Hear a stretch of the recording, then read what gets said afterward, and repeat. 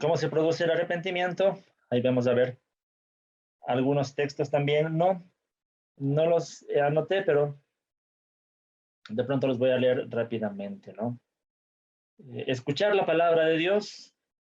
En Hechos 2, del 37 al 39 dice, cuando oyeron esto, todos se sintieron profundamente conmovidos y le dijeron a Pedro y a los otros apóstoles, hermanos, ¿qué debemos hacer?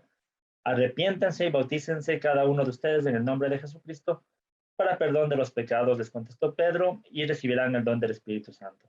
Entonces, después de escuchar la palabra de Dios, la gente dijo, ¿qué debemos hacer? ¿No? Y Pedro dice, arrepiéntanse.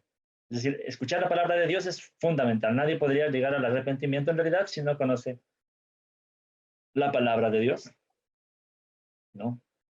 Eh, a través de la bondad de Dios, en Romanos 2:4.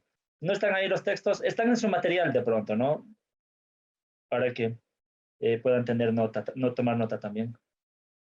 Romanos 2:4 dice, ¿no ves que desprecias las riquezas de la bondad de Dios, de su tolerancia y de su paciencia, al no reconocer que su bondad quiere llevarte al arrepentimiento? Ahí vemos algo interesante, que el arrepentimiento entonces es por la bondad de Dios, es decir, también es por la gracia de Dios. Aún para arrepentirnos necesitamos de la gracia de Dios, ¿no es cierto? Necesitamos escuchar la palabra de Dios, pero necesitamos también de la bondad de Dios, que es la gracia de Dios. También a través de la disciplina, ¿sí? En Apocalipsis 3:19 dice, yo reprendo y disciplino a todos los que amo, por lo tanto, sé fervoroso y arrepiéntete. Incluso la disciplina de Dios a veces puede llevarnos al arrepentimiento. Y otra cosa que va relacionado con lo primero, con la palabra de Dios, es a través de la comprensión de la santidad de Dios. Mientras más comprendemos la santidad de Dios, pues más nos vamos a arrepentir. En Job 42, 5 al 6 dice, de oídas te había oído hablar, pero ahora te veo con mis propios ojos, por lo tanto me retracto de lo que he dicho y me arrepiento en polvo y ceniza. Job dice, había escuchado hablar de ti, pero ahora te veo con mis propios ojos, ahora comprendo más la santidad, dice, me arrepiento. A veces en nuestra vida también pasa que cuando más nos acercamos a la palabra de Dios, más conocemos a Dios, encontramos cada vez más cosas de las que tenemos que arrepentirnos, ¿no? Entonces, a veces tal vez pensamos que no tenemos ya mucho de qué arrepentirnos, pero si en realidad estamos leyendo la Biblia con seriedad, siempre vamos a encontrar algo de lo que necesitamos arrepentirnos, ¿no? Entonces, eso es sobre cómo se produce el arrepentimiento. Sobre el arrepentimiento, ¿algún comentario? ¿Alguien? Sí, mis hermanos. Hola, muy buenos días a todos y a todas. Yo sí quisiera enfatizar un poquito acerca de este tema del arrepentimiento, porque creo que es un mensaje muy olvidado por la iglesia de hoy. Uh -huh. Los seres humanos, nosotros somos muy dados a los extremos. Yo siempre he tenido como eslogan una frase que es equilibrio y armonía doctrinal. ¿Por qué comento esto? Porque definitivamente el tema del arrepentimiento se ha olvidado en muchas congregaciones de todo tipo y de todo corte. Lo he escuchado porque pues Dios me ha dado la oportunidad de estar en varias congregaciones y todo lo reducimos a la fe. No que la fe no sea importante, mas sin embargo, el arrepentimiento es la base para la fe. Es una de las condiciones para salvación. Y el tema aquí es, muchas veces predicamos mucho arrepentimiento también, y la gente también, como lo generalizamos tanto, la gente no sabe de qué se tiene que arrepentir. Obviamente entra ahí la parte de la ley de Dios. Y bueno, pues como menciono, ¿no? ¿Salvados de qué? ¿O salvados para qué? ¿O quién me pide que yo me tenga que salvar? ¿De qué me van a salvar? Entonces, una cosa nos lleva a la otra. El entender muy bien, como tú comentas, hermano Hugo, la santidad de Dios nos va a orillar a ver nuestra condición caída. Y el tema del arrepentimiento es fundamental.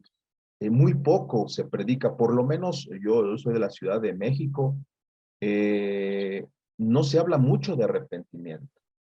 De verdad, es triste que la gente o que desde los púlpitos no se mencione este tema tan importante, como repito, es la base para la fe. Es como decía, ¿no? Es una moneda con dos caras. La fe y el arrepentimiento van juntos siempre, pero desafortunadamente no se habla mucho. Y pues aquí entran, yo creo que al rato lo vamos a comentar, acerca de esta doctrina de prosperidad y esas cuestiones que tanto han dañado a la cristiandad en general.